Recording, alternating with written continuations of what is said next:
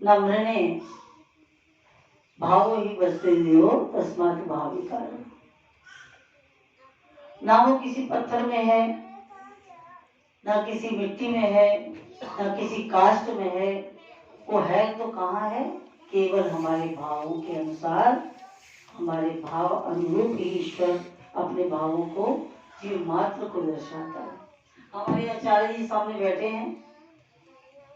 एक बार नंगली साहब गए, नौमी की पूजा करके गए थे, और वहां गए तो मन में ख्याल आया, मैंने सुना है श्री नगली निवासी भगवान जैसा भाव होता है वैसा ही दर्शन देते हैं। तो इन्होंने मन में भाव बनाया, सुबह जब पूजा करते हैं तो छोटी सी मैया की आरती करते हैं। उस आरती का भाव ये होता है कि आज मैया बड़ी मौज में है और माँ ने मुख में पान दबाया हुआ है और उनके गले की जो मालाएं हैं वो ऐसे ऐसे ऐसे हिल रही हैं और उनका मस्तक चंद्रमा से भी ज्यादा शोभायमान है और कुंडल भी हिल रहे हैं। माँ मस्ती में चल रही हैं। हाटक आज बाजार जाने का जैसे माँ का मन है, बाजार में जा रही है और उसमें प्रार्थना शंकराचार्य जी महाराज ने लिखी है। तो ये ऐसा सोच के कि आज महाराज जी नवमी है तो आप माँ के रूप में दर्शन दे दीजिए, क्योंकि मैं तो इसी भाव से आज, क्षमा करना गुरुदेव, मैंने सुना है कि आपको जिस भाव से पुकारते हैं उसी भाव से आप दर्शन दे देते हो। आज मेरे मन में माँ का भाव आया है। तो उसके बाद तो 5-7 मिनट बाद जब हम लोग बाहर निकले, गुरु भगवान जी के छवि से दर्शन करते करते बाहर आए, तो इनकी आंखों में टप टप आंसू। मैं कहा आचार्य जी आप तो जल्दी रोते नहीं, आज क्या हुआ? कुछ एहसास ही हुआ? बोले यहाँ नहीं बोल सकता, मेरा मुंह बंद हो चुका है। यहाँ क्या हुआ? अंदर जाके फिर कमरे में बताया कि आपने इतनी मोटी तो रजनीगंधा की माला पहनाई थी, वो हिलने का प्रश्न ही नहीं, कागज होती तो मान भी लेते, आवाज हिल गई। और महाराज जी ने इतनी बड़ी नथ पहनी हुई थी और कुंडल भी हिल रहे थे, वो माला भी हिल रही थी, वो अंदर जो मोती की माला वो कल्पना थी वो मालाएं भी हिल रही थी। ये सब हिलते देख के मेरा तो सारा मंदिर घूम गया और मैं बैठा बैठा हिल गया कि महाराज जी मैंने क्षमा करना, कहीं आपकी परीक्षा तो नहीं ली। तो भावो ही विद्यते देवो तस्मात् भावी कारणम। गुरु महाराज जी हमारे भाव के भूखे हैं। आप भाव से भरे हुए हृदय सारे यहाँ विराजमान हैं, क्योंकि आपको भाव सिखाने वाला, बांटने वाला, जिसने स्वयं अपने जीवन में सब कुछ कुर्बान करके गुरुदेव के चरणों में अपने आप को लुटा दिया, ऐसे लोगों के सानिध्य में आप जैसी प्रेमा मूर्तियां ही आ सकती हैं। बहुत दिव्य। और गुरु महाराज जी की महिमा तो अनंत है, वो क्या कह सकते हैं। मैं इतना ही कहूंगी कि महाराज जी ने हम जीवों को ही नहीं, पशु परेत नरन को तारे। वो तो पशुओं को भी तारते हैं, प्रेतों को भी तारते हैं। नर तो बहुत श्रेष्ठ योनि है ना। परमहंस महाराज जी ने प्रेत्या को तार दिया था, क्योंकि एक प्रेत्या इधर राजस्थान में कोई जगह है, अब कौन सा नगर है, उदो नगर है, कौन सा है मैं भूल गई हूँ। उस नगर में दयालुश्री परमहंस महाराज जी एक झोपड़ी बना के कुछ समय के लिए एकांतवास में रहे। तो जब वहां रहे तो मिलने के समय में कुछ प्रेमी लोग आते थे, तो प्रत्या दिखती तो थी नहीं किसी को, लेकिन उसको सब लिखते थे कि लोग आते हैं, अंदर एक सिद्ध योगी बैठे हैं, उनके दर्शन करते हैं और कई लोगों को वो दीक्षित भी करते हैं। लेकिन वो प्रत्य है, ना तो कुछ बोल सकती है ना कह सकती है। लेकिन ऐसा हुआ कि जब सब लोग चले गए तो प्रत्य जो है वो गुरु महाराज जी के पास आई और उसने महाराज जी को प्रणाम किया। महाराज जी तो अंतर्यामी भगवान में जान गए कि ये प्रेत्या है, ये मुक्त नहीं है, ये विचलित आत्मा है, मेरी शरण में आई है। महाराज जी ने कहा तू कैसे मेरे पास आई? कहने लगी गुरुदेव मैंने देखा सब लोग आपके पास आ रहे हैं, लेकिन मैं तो ऐसी योनि में हूँ, ना तो मैं बोल सकती, ना कह सकती, ना खा सकती, ना सो सकती, न प्यास लगी है, सामने जल है, जल पी सकती हूँ, बड़ी मेरी जो योनि है सबसे खराब योनि है ये, महाराज मुझे भी मुक्त कर दीजिए।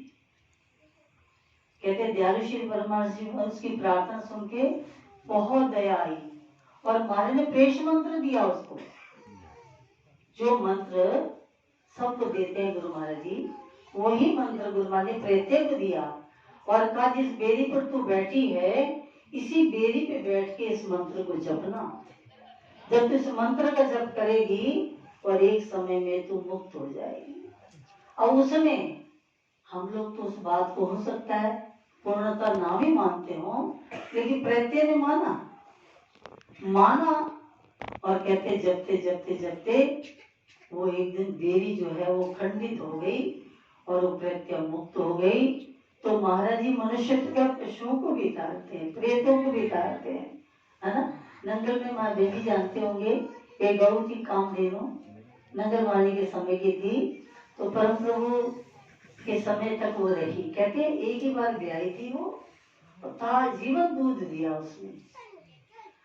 और महाराज जी से इतना स्नेह था कि जिस दिन उसका व्रत होता था कुदरती महाराज जी एक बार दर्शन देने जरूर जाते थे। एकादशी का व्रत हो तो कोई पंचांग देखने की जरूरत नहीं उसको, एकादशी वाले दिन वो तृण भी नहीं लेती थी, एक टाइम जल पीती थी, सिर्फ एकादशी का व्रत करती थी। अब ऐसे जीवों को गुरु महाराज जी मिले तो उनको क्या हुआ, उनको मुक्त कर दिया। कहते देवराज कवि जी ने पहली बार कार लेके दी तो गुरु भगवान जी देहरादून गए कि उसी ने गाड़ी लेके दी है तो पहले उसी के यहाँ जाया जाए, ऐसा मैंने सुनाने वाले से सुना। तो गुरु महाराज जब देहरादून गए तो इधर गौ ने शरीर छोड़ने का अपना टाइम जो है उसको स्मरण आया कि अब तो मेरा शरीर छूट जाएगा, गुरु महाराज जी आए नहीं। तो उनके यहाँ जो पहुंचे थे रात को गुरु महाराज जी परम प्रभु, तो स्वप्न में वो आई, कह रही गुरु महाराज जी आप यहाँ है नहीं, मेरा मन तो ये था कि मेरा शरीर आपके चरणों में छूटे। तब महाराज जी ने महात्माओं से कहा कि सभी हम तो सुबह नंगल जाएंगे, तो कहेंगे महाराज जी आज ही तो आए हैं। और देवराज कैफी तो बहुत प्रेमी थे महाराज जी से, उन तो रोना शुरू कर दिया। महाराज जी बोले तेरे से भी बड़ा प्रेमी मुझे पुकार रहा है, मुझे जाना पड़ेगा। और गुरु महाराज जी अगले दिन सवेरे ही नंगल विराला पहुंच गए, आकर के माँ के पास गए, कह लगी माँ तुम्हारा हुक्म हो कि थोड़ा सा एक फुल्का खाया, ऐसे बोले सुनो महाराज जी। और गुरु महाराज जी ने ऊपर जा करके थोड़ा सा भोग प्रसाद ग्रहण किया, तदुपरांत आए और कहा चल तेरे लिए तो आया हूँ, तेरा समय भी हो गया है। महाराज ने खुरली पर अपने चरण रखे और गौ ने माथे पर सिर रखा और तुरंत अपना शरीर त्याग दिया। बोल नंगल बिहारी महाराज की जय, परमपुरी सरकार की जय। गुरु भगवान का अवतार जनमानस के कल्याण के लिए, उद्धार के लिए और हम सबको सुख देने के लिए, आनंद देने के लिए हुआ है। हम बड़े सौभाग्यशाली हैं कि हमें ऐसे गुरु महाराज मिले, ऐसे गुरु महाराज किसी को नहीं मिल सकते। कोई ढोंगी को पाखंडी जैसा आजकल माहौल बना हुआ है ना, नाचे कूदे तोड़े तान बाको सब माने प्रधान, जो जहां तहां अपना जितना बड़ा प्रचार कर ले वो उतना बड़ा गुरु।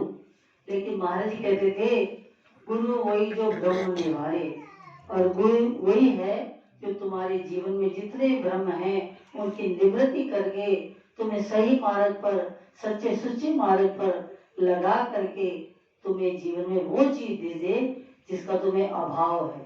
इसके लिए हम गुरु महाराज जी के पास गए, हम जीव मात्र इसीलिए गुरु महाराज जी के पास गए। हे गुरु महाराज जी हम बहुत कुछ जानते हैं लेकिन स्वयं को नहीं जानते कि हम कौन हैं। तो गुरु महाराज ने तुम्हें बोध कराया तत्वमसि कि जो मैं हूँ वो तू है, तू तो मेरी ही आत्मा है। उस आत्म तत्व की प्राप्ति के लिए तू संसार में आया है। शने शने शने शने तू अभ्यास के द्वारा अपनी मंजिल को तय कर सकता है। तो बड़ा सौभाग्य, 9 बज गए, बेदी ने 9 बजे का टाइम दिया है, इतना ही कह के गुरु भगवान के चरणों में प्रणाम करती हूँ।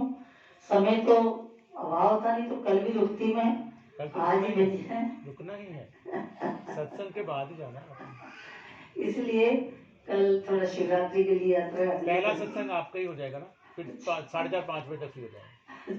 बोलो आनंद कंद भगवान भगवान जैसी की गुरुदेव जय। की इच्छा थी सब कुछ करने कराने वाले वही हैं। इसलिए दयालु श्री परमान जी महाराज की जय। श्री निवासी भगवान की जय। नंगल बिहारी भगवान श्री परम पुरी सरकार की